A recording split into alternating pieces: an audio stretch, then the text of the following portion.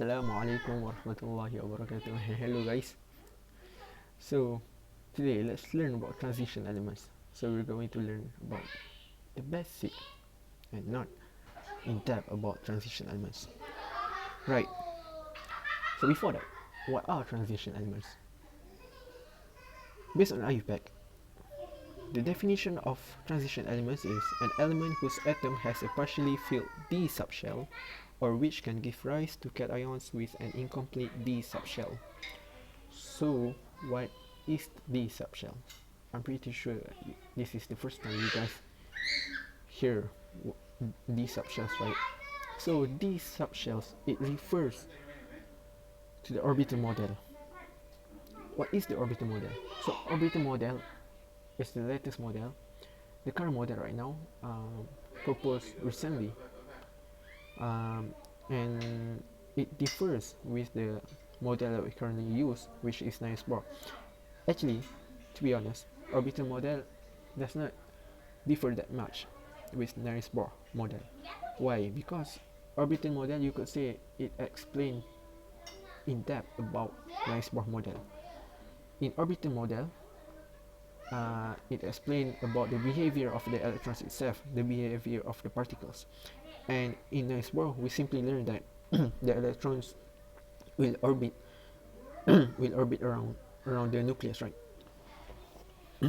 So in the orbital model, you will learn it in the quantum subject. Next.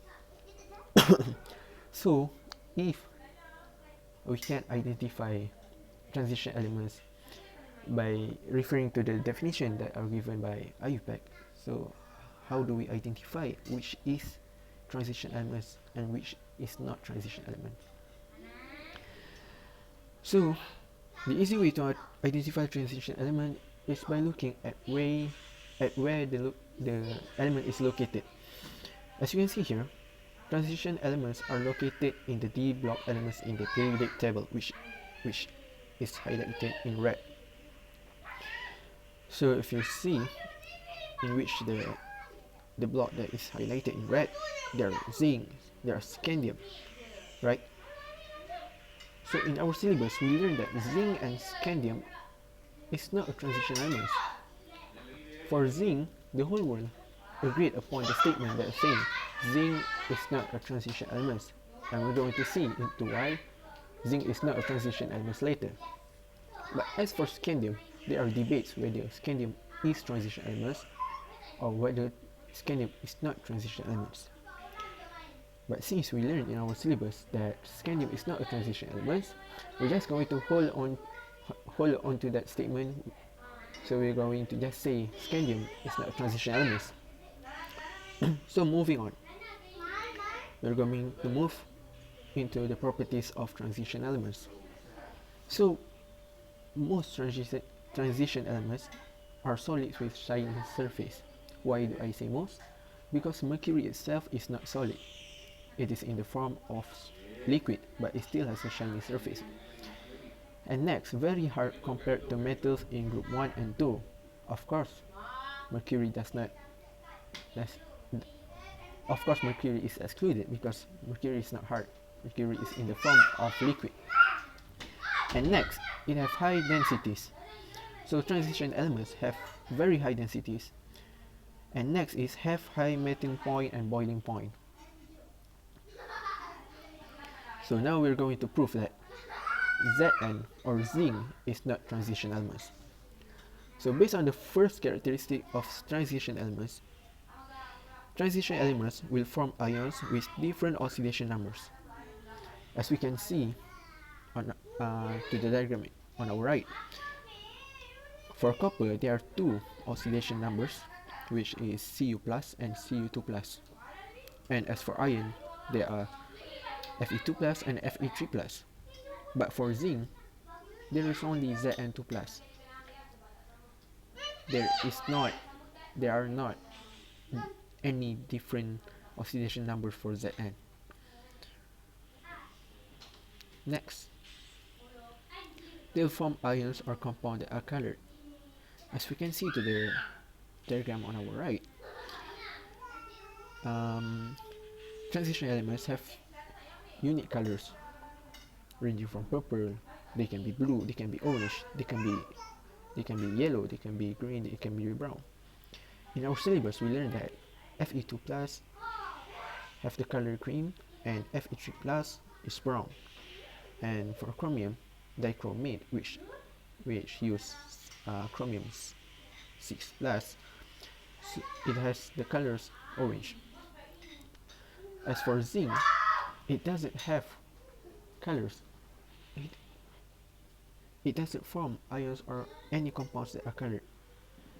There are Z and O though, but Z and O, it will form white when it is cold, and it will become yellow when it is hot, right?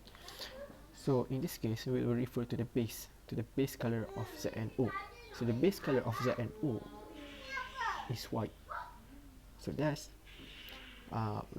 we will see that Z and O doesn't form colorful compounds, so it does not fulfill the characteristic.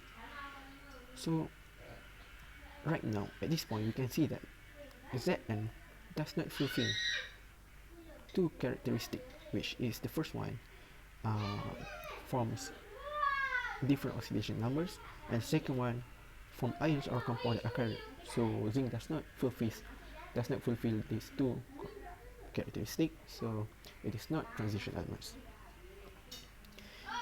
And the third characteristic of transition elements is it acts as a catalyst. So what is catalyst? Catalyst, you could say catalyst is used to speed up the reaction, to speed up the chemical reaction. It will lower the activation energy, thus we will speed up the reaction. So this we will further learn about it in the topic of rate of reaction. So as of now, we will only know that the characteristic of transition element is to act as a catalyst. And the next one, it will form complex compound. As you can see, tetramine copper 2 ion. So as you can see the formula, it is very complex. You can just identify by observing it. The compound is very complex, the formula is complex. So what are the uses of complex compound? As of now, we don't need to learn what are the uses of complex compound because it's not in our syllabus. So we're going to skip on that first. And the last one, we're going into the uses of transition elements. So transition elements are mostly used in industries. For example, iron, Fe, is used in the Haber process to produce ammonia. Platinum is used in the Oswald process to produce nitric acid. And for nickel or platinum, it is used in hydrogenation process from margarine. So it is used on vegetable oil to produce margarine. So that's all for now. That is all about transition elements, the basic about transition elements itself. So that's all from me. Thank you.